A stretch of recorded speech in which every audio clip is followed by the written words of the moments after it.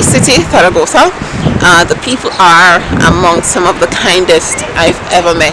Hey you guys, welcome back to the Collective. I truly am happy once again, as always, that you decided to click on this video. And if it is that you are new, thank you so much for being here with me and spending this time with me. I hope that you are here to stay and that you will consider subscribing, and also just go right ahead and like this video, even though you don't know whether the information inside the video is of any value to you whatsoever. But like it anyway, because I asked you. Thank you. Alright, so that's enough fishing for likes and subscription. Today I want to share with you how it is that I was able to move to Spain and become a language assistant, or an auxiliar de conversación, that's what some people call it, or an English teacher, and I guess share how you can do it too by sharing how I did it. And I also want to include in this video, which I hope will be done very quickly because the sun is going down, I also want to share with you the visa process. I am Jamaican, so I'm only going to be speaking from that point of view. And I guess life in Spain, language barrier, cost of living, rent, food, transportation. So let's get right into it. Okay, maybe it is that you have aspirations of becoming a teacher. Education is your passion, or maybe language is your passion, and you want to get some experience under your belt and perhaps some traveling here and there, or perhaps it is that you just finished school, you're taking a gap year, and yeah, you want to travel as well. So you are thinking about how it is that you can achieve these things. What can you do? What skills do you possess that will allow you to move to a country and live there, if even temporarily? And that is teaching English for those of us who are English speakers. So for me, I shared in an earlier video that I decided to come here because I really just wanted a change of pace. I wanted a change of scenery and just do something different with my life. Back home, I was pursuing a career in fashion designing, and I just arrived at a place where I didn't want to do it anymore, simply put, or at least I wanted to take a break from it. So I ended up asking myself, well, call it what it is that you would like to do, and the answer to that question, oh, whoa, wind, come on, people won't like this. Alright, give me a minute, God, please. Right, so I wanted to travel, and I guess I wanted to move into maybe a different field and get some different experience doing something else. I didn't know what, and that led me to consider the skills that I have that would allow me entry into a foreign country. What can I offer? And upon doing some research, I realized that, well, I could teach English, and I thought that it was the perfect setup and that it was really ideal for me.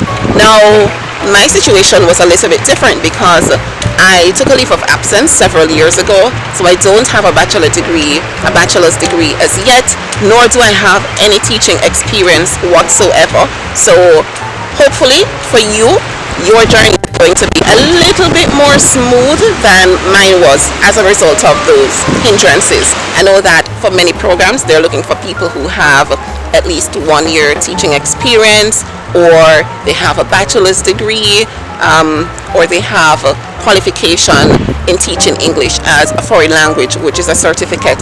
And so I figured, well, if I'm already down in 2 of those requirements, the least I could do is get a certification, and that's what I did. I completed my TEFL using a program, or through a program called International TEFL and TESOL Training, ITTT, which I'm going to share with you guys down below. So the first thing for me was asking myself where I wanted to go. I think that it was pretty easy considering I did Spanish in high school, well, up to grade 9, so I had basic Spanish. I've been to Spain before, and I liked what I saw, even though it was just Barcelona at first. I enjoy the Spanish culture. I love how passionate they are, and you know, fun is their thing, much like the Jamaican culture. And I knew that I wanted to be in Europe.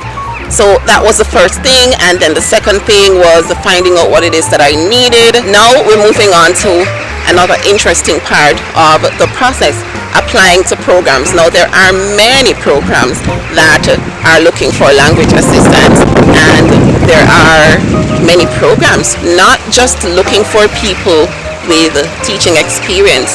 Many of them are just looking for young people who are in school and they're taking a gap year, they've taken a leave of absence. So all hope isn't lost, obviously, since I'm here on a TEFL certification. There are ways to get into a program. Now, what was also working against me was the fact that I'm Jamaican. I know that people who are living in Canada or the US or England, Ireland, they can get into these programs through their embassies or their colleges. There are many programs that are catering to them, and hopefully this is something that we can look into in Jamaica, making more connections with a lot of overseas programs to give our people more of these opportunities, because it was such a frustrating, I hope you're not seeing a bunch of shadows. It was such a frustrating process, because everywhere I was applying to was telling me, oh, you know, we don't have any affiliations with Jamaica or the Jamaican embassy. They would flat out tell me that we're not looking for somebody with your accent. In a nutshell, they're looking for people with a US accent, Australian, whatever have you. And clearly that is not something I can change, nor something that I chose. So I would just implore you, if you are experiencing any difficulty like that, to keep pushing through, because I did in fact get an interview with a program and I didn't get further. I don't know why. Maybe it was experience, I don't know. And then another program called me when I decided that I'm not going to be taking no for an answer. Alright, so now you've gotten into a program successfully. Congratulations. You're going to need a visa. So what are the things that you will need, the requirement? And I can only speak to this from a Jamaican point of view. Before I even got into a program, I was emailing my embassy asking them how I can get into one, what I'm going to need, you know, just a whole bunch of questions. And thankfully they were very responsive and they gave me all the information that I needed. So for the Jamaican embassy, and I think that generally this is what the Spanish embassy in any country require, give or take a few things. So here goes. Alright, you guys, so I'm gonna move around and start walking because the sun is going down and very soon you're not gonna be able to see me. So I'm just gonna take a seat on a bench right over here. This looks like a nice bench. Shall we? So according to the Embassy of Spain in Jamaica's website, these are the things that you're going to need. Yes, I have my paper that I got from the website still with me. Alright, so passport. You need the application form, which is also available on the website in PDF format. You can download it, and of course you're going to fill the form out. Attach with you a passport sized photo. You're also going to need a bank letter, not a bank statement, a bank letter. And it's very important that you specify this to the people at the bank, because they will give you a bank statement, and when you take it to the embassy they will tell you that this is not what they want. They want a sheet of paper with your last 3 months balance in it, the last deposit, the currency, and they want it to be stamped by the bank. So you would think that people at the bank know what this is. Some of them don't. I can guarantee you that is the case. So it's very important that you be very specific with them and tell them exactly what it is that the embassy is looking for. You're going to need a travel itinerary. And the embassy also recommend that you don't book a flight. A lot of airlines allow you to book a flight, and within 24 hours you can cancel it just so you can get the itinerary. I'm sure there are other ways you can finesse websites or airlines into getting this information, but you just need an itinerary that says when it is that you will be leaving and when it is that you'll also be returning, the route that you'll be taking, etc. They want to see that.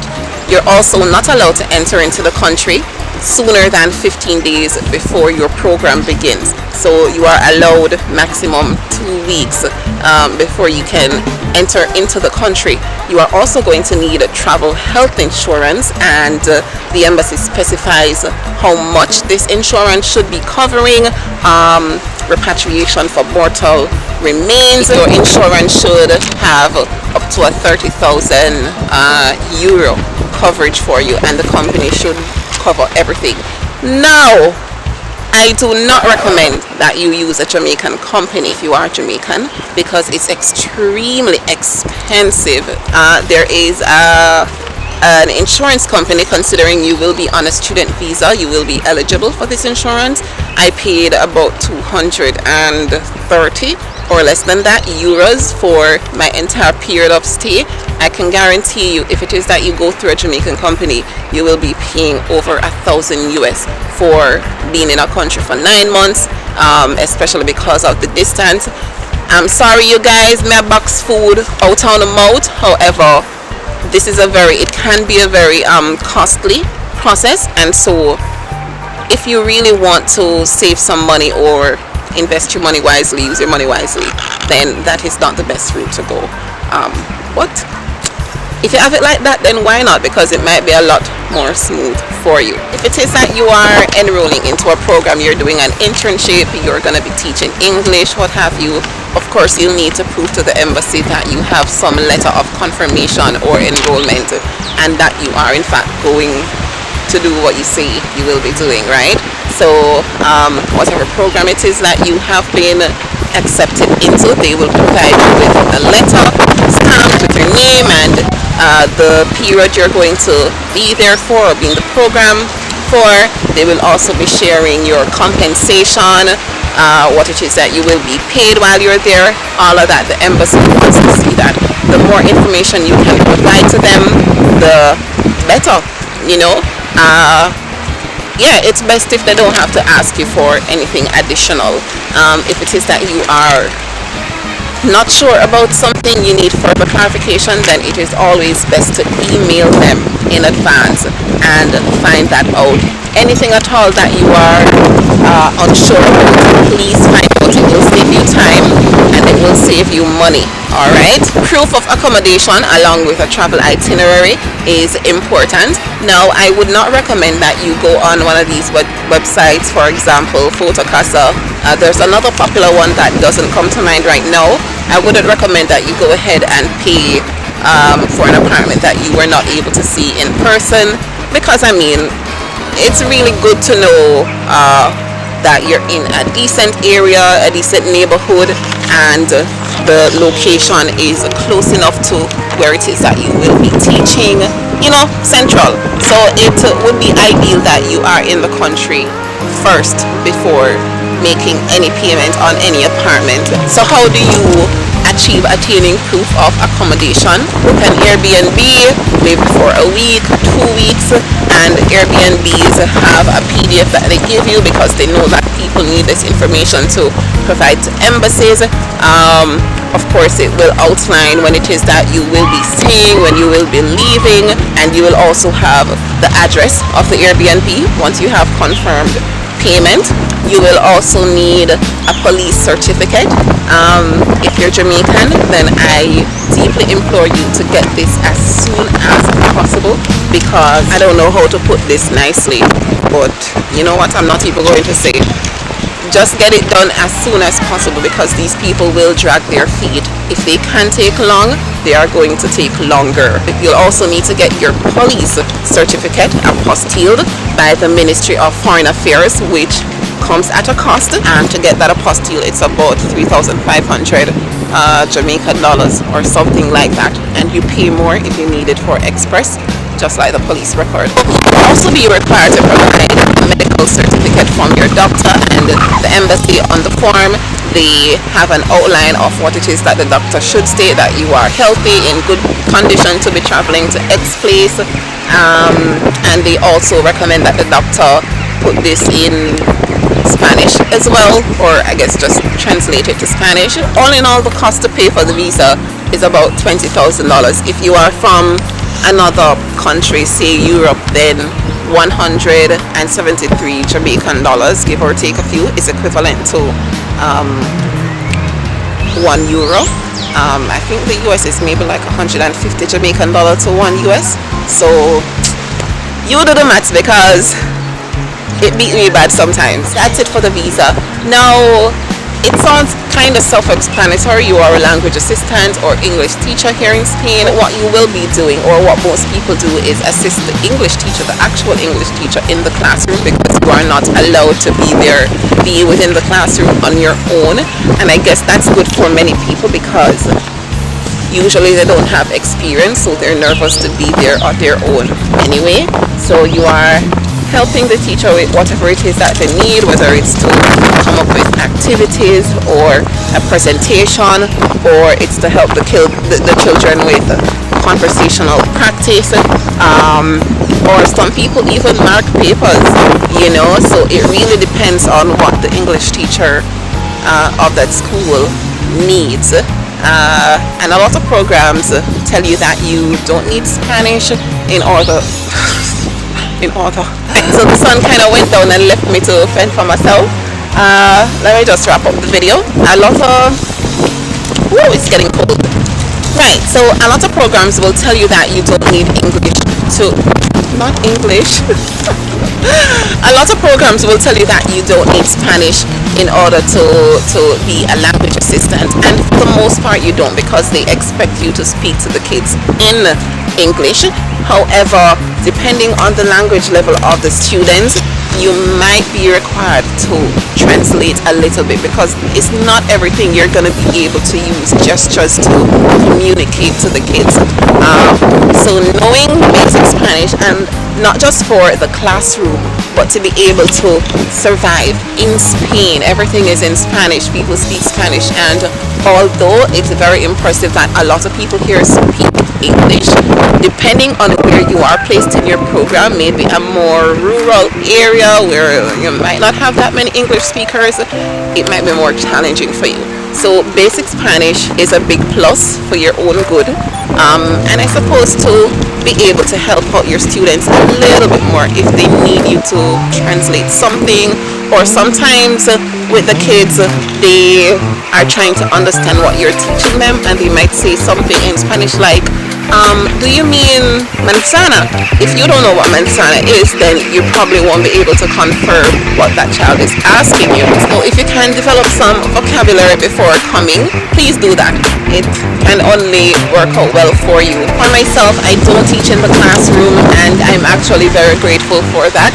I know that a lot of you would prefer to be in front of the kids, but I think for this year, my program, or my school rather, I'm at a private school, they wanted to allow admin staff and maybe other teachers the opportunity to improve their English or learn, because a lot of my students have very, very little English. I actually prefer it that way, to start out with the adults first instead. I know that for some people that would have made them very nervous to start teaching grown people, but I think it is very, very likely that for you, you're going to be teaching students and you'll be in front of the classroom. Even though I only have adults in my school, I do conduct private lessons afterwards where I earn a bit of extra money, and maybe you'll also want to do that, because language assistants earn between 700 to 1,000, depending on where you are placed in Spain, euros per month. It also depends on the program that you're in and what they are paying. You also might not be able to share a space and help you save money, so you probably will want to earn a little bit more, even though you can live off of the 700 to 1,000 euros, live comfortably and maybe save a little bit. But if you want to do extra stuff like travel, or I don't know, it depends on your personal goals, then you will take up private lessons using Facebook or any other website. Many people are looking for English teachers. My rent for my apartment is 650 euros per month, and we have a 3-bedroom, living room, kitchen, bathroom, and I share it with 2 other people. So I actually pay in rent 217 euros, and then we have utilities, which is about, it's not a lot of money for the utilities. For the light, our first light bill was 22 euros, and our internet bill, because we were able to find a deal that they were having for Black Friday, it is $14.99 per month. Food is extremely affordable here. From my little Jamaican point of view, I can spend like 20 to 25 euros per week on my groceries, and it lasts me. I'm talking a healthy, balanced diet, vegetable, fruits, meat, you name it, you know. Transportation, I take the tram because I live in the city center, and the tram passes through the center. So every week I top up with €10. That helps me to get by. It is also wise if you are able to pay for like a monthly subscription. I don't know the word to use right now. That you do that, you will end up saving money, but I don't know. For me, I just prefer to pay $10 as I go along. Also, when you get here, you are going to feel disoriented, like you don't know what's going on around you. You don't speak the language. You don't really know how to communicate with the people. It's chaos, basically. However, here in my city, Zaragoza, the people are among some of the kindest I've ever met. So warm and friendly and helpful. I'm talking going above and beyond helpful. So if you don't really understand something, they might be like, I can speak English if you want, but be careful, because you end up falling into the trap of allowing people to speak to you in English, and you don't get the opportunity to really immerse and learn the language. So my friend told me any opportunity that I can take or use to learn Spanish, use it, even when the people speak English, or they're like, if you prefer English, tell them no, just so you can learn and try to pick apart words, build your vocabulary. That's how you're gonna learn. It's hard for me, and I still haven't changed my phone to Spanish, but I think I'm getting better and I'm developing. I shared with you how it is that I got here, and getting into a program. You guys, Google is your best friend. If it is you are not from the Caribbean like me, then it's very likely that you have a lot more options than I did. If I can do it, you can do it. I'm telling you, I have no experience, but I also have a very can-do attitude, and I don't take no for an answer. I believe I can learn anything, and I go for it. There are times when I'm nervous. There was a time when I got here earlier on and I did cry. It is very hard because it's cold. I'm coming from a tropical climate, and I'm just not used to, such a weather. But you learn to adjust, and you layer. Eventually, the language doesn't sound so difficult to understand. It's all not so difficult. Suddenly, it's a grand experience. New survival skills, communication skills. You'll be meeting amazing people, and you'll have the opportunity to travel to nearby countries. So don't let fear stand in your way, and also don't let the no's stand in your way. Sometimes a no simply means not yet. So if you tell me no today, maybe you will tell me yes tomorrow. Alright guys, I'm very sure that the audio sucks on this video, but I'm gonna go now. I'm on the road, as you can see, and I'm gonna have to put on my mask. Woo, let me cross the road.